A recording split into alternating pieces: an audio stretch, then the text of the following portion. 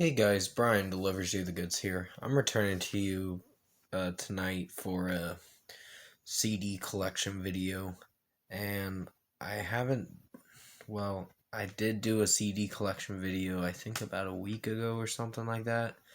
I think it was last Friday. So this is for CD collection video 21, which I know I've done a lot of them, which I still got more CDs coming, um, or whatever. And these are for the newest ones that I just bought for new albums and some older albums from like 2015 and all that. But I'm gonna discuss what CDs I just got in the mail recently and let you know my thoughts on what CDs I'm going to talk about. So let's dive into this CD collection video 21. Now I'm going to start things off with the Falling in Reverse Just Like You album. I did get my hands on it. I really like it. I think it's a good album. There are some songs that are a bit quirky and weird. Sexy Drug was a little standoffish of a track. Um, Get Me Out's not so bad. Die For You's not too bad. Um, there were some other songs that I didn't hate.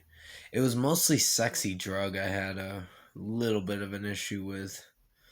Brother was, I guess, about his brother that passed away, which is really sad. Sorry for your loss, Ronnie Radke. I know Falling in Reverse have had a lot of tragedy happen to them recently over the past year or so. They lost their guitarist, Derek Jones, last April, and it's really sad. Which, rest in peace, Derek Jones, you will be missed. I did a video on it, I think a day after his passing, which is probably not a good thing that I did that, but I did it just to show my support. But I pretty much like this album. I got it in support of Falling in Reverse. And yeah, Just Like You is a great song. Um, Guillotine for the final chapter was very good. I really like that one. Stay Away is not too bad. The Bitter End, it has some good screams in it at the beginning, and some other songs are pretty good too, like God If You Are Above and Chemical Prisoner were great songs. So yeah, I'd highly recommend you check this album out by Falling in Reverse, and the album I talked about was Just Like You. Now the next album I'm going to talk about is going to be Daft Punk, Random Access Memories. I did review it like about, I think, almost 2 weeks ago. A little over 2 weeks ago, actually, to be precise. And I'm glad I own it, because this is a good album. It is very long, too. It's like an hour and 15 minutes and some seconds. But Doing It Right is a good one. Give Life Back to Music is pretty good. Lose Yourself to Dance was good. It was a little weird to listen through because Pharrell Williams was singing it and it wasn't so bad. But Get Lucky is a pretty popular song. So is Touch, uh, and some other ones as well. So I highly recommend you check this album out. I'm kind of gonna have to skim through some of the albums I talked about. But yeah, the second album I talked about was Daft Punk Random Access Memories, and I highly recommend you buy it because it is worth buying. And yeah, the next album I'm going to talk about is another Falling in Reverse album, and it's for the Coming Home album, the deluxe edition. Unfortunately, I had to get the CD due to the deluxe edition being crap. Which I'm not a big fan of the deluxe tracks. I don't hate them.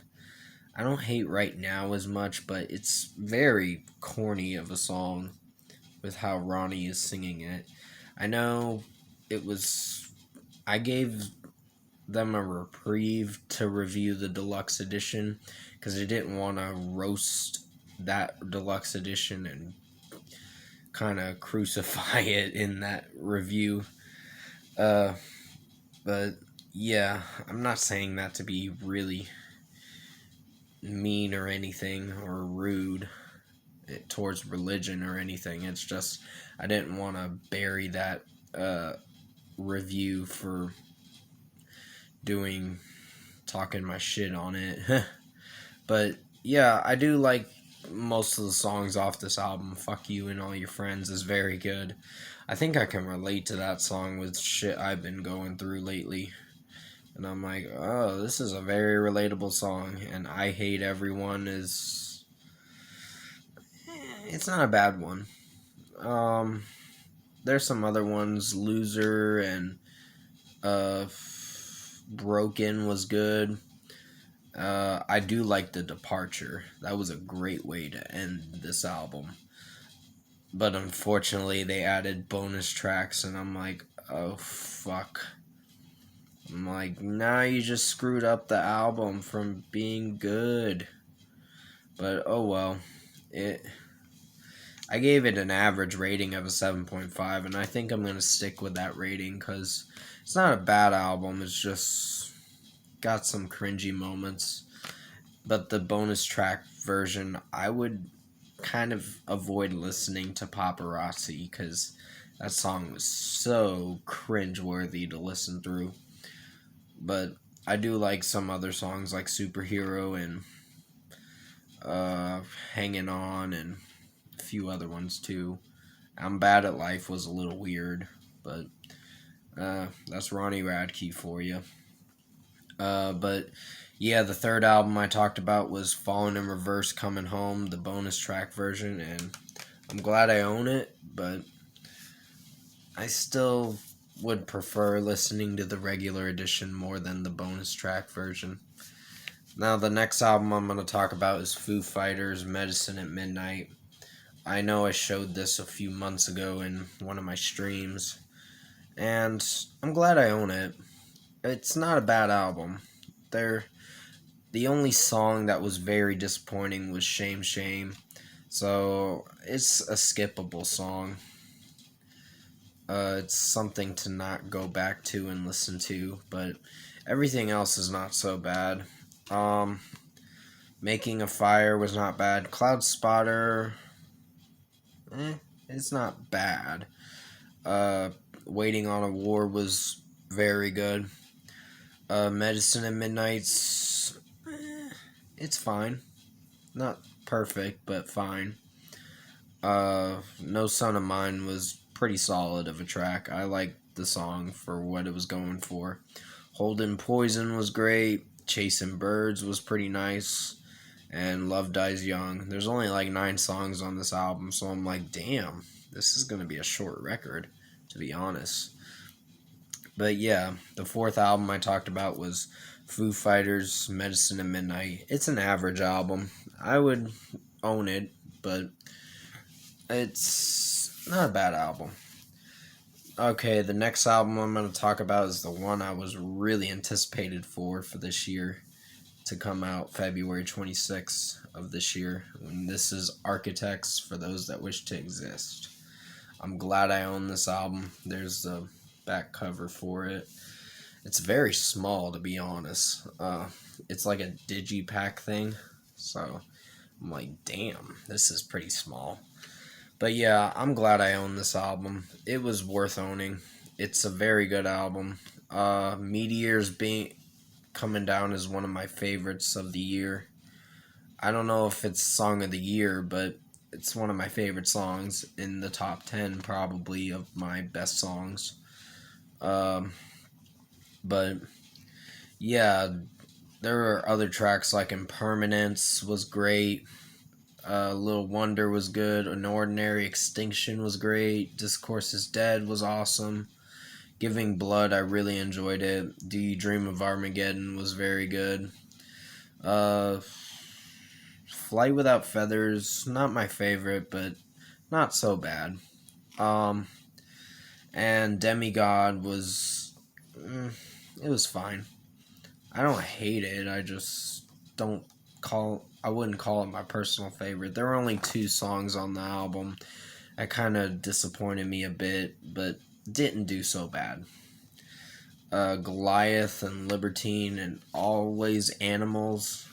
As Always Animals is one of my favorite songs.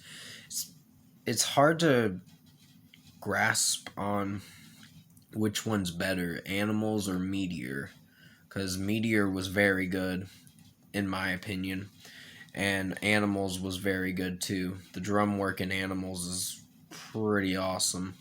So yeah, I really enjoyed this album, and I highly recommend you check this out. I gave it a 9 out of 10 when I reviewed it, and this was for Architects for Those That Wish to Exist.